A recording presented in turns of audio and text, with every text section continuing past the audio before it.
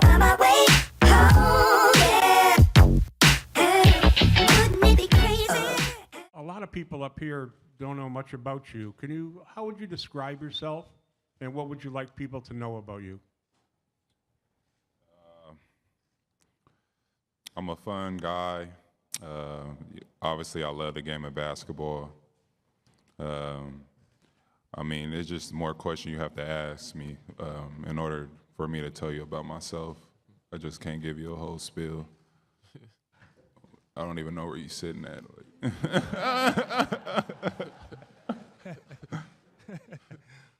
He's right there. Yeah, the glasses, there you go. All right. Your initial thoughts when you heard you'd been traded to Toronto? Excited, knowing I'm coming to a great city that loves basketball, great organization, and happy that Danny was coming with me as well.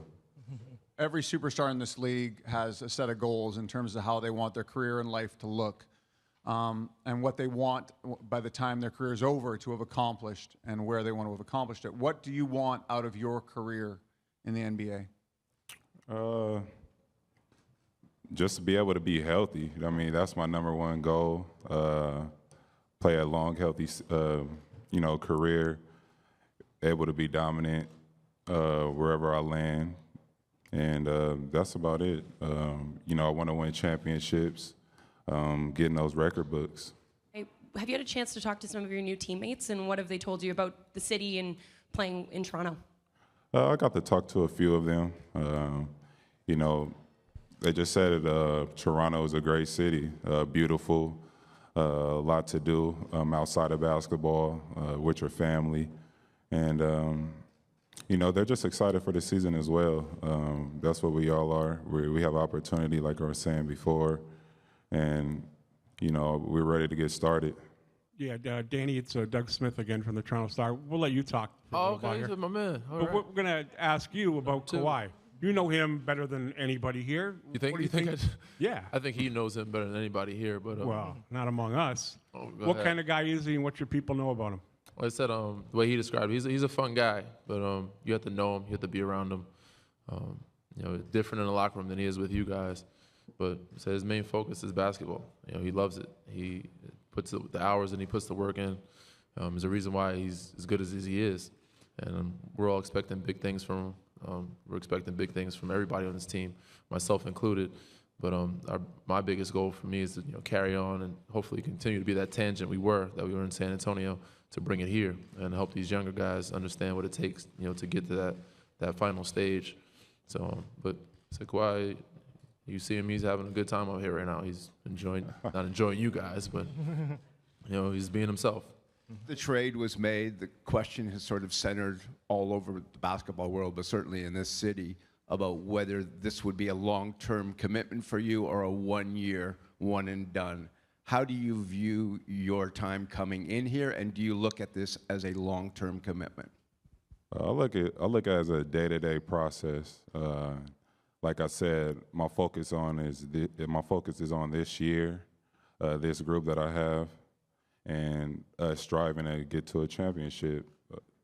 We all want to win, and if you're looking in the future, you're going to, trip over the present. So, this is what I'm focused on: is this year, tomorrow, and just keep going. It has been too long since I've said hello to the great Kevin Hart, who was with us here this morning. Well, there are very few people, I think, deserve the introduction of the great, but I think there's no question in my mind that you fall in that category. How you been? I'm good, man. How are you? Good to see you. Kevin is here on behalf of Rally Health, and his movie Night School with Tiffany Haddish opens up on Friday. We're going to talk all about that and a whole bunch of other things. But first, we had some stuff that happened at NBA Media Day the other day that we thought would be right up your alley. All right. Okay? So I want you to listen as closely as you can to these, just what some of the players said, and then we'll get your reaction. Okay. Let's start with Enes Kanter of the Knicks. The Knicks haven't been in the playoffs in a really long time. He has. So here was Kanter talking about the playoffs. When I think about playoffs, my nipples get hurt. I'm sorry. Whoa. Kevin, are you comfortable with that description? I'm confused.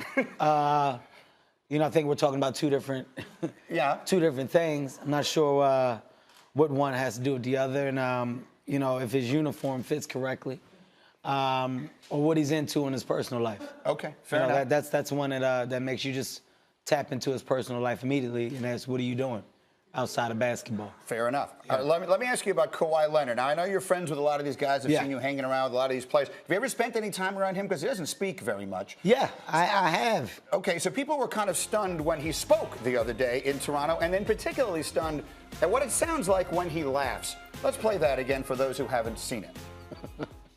A lot of people up here don't know much about you. How would you describe yourself, and what would you like people to know about you? I'm a fun guy. Obviously, I love the game of basketball. I mean, it's just more questions you have to ask me, in order for me to tell you about myself. I just can't give you a whole spiel. I don't even know where you're sitting at.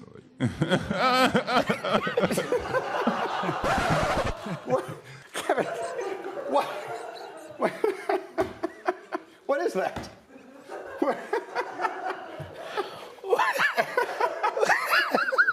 I'm sorry. It's that funny, right? I mean, what?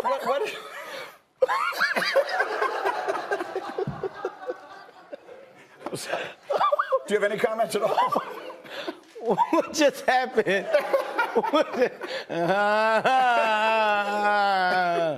It's like not even a laugh. It's like an outburst. It's like. If someone is sitting in the front of one of your shows and laughs like that, what would you I'm gonna punch him in the face. I'm gonna punch him. I'm gonna punch you in the face. I want you to hear one more, because I thought this was actually even funnier.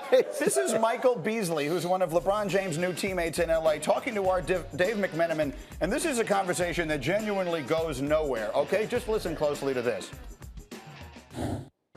With taking a day at a time, where should this Lakers team end up by the end of the year? Exactly where we want to. Which is? Where we want to be. Where do you want to be?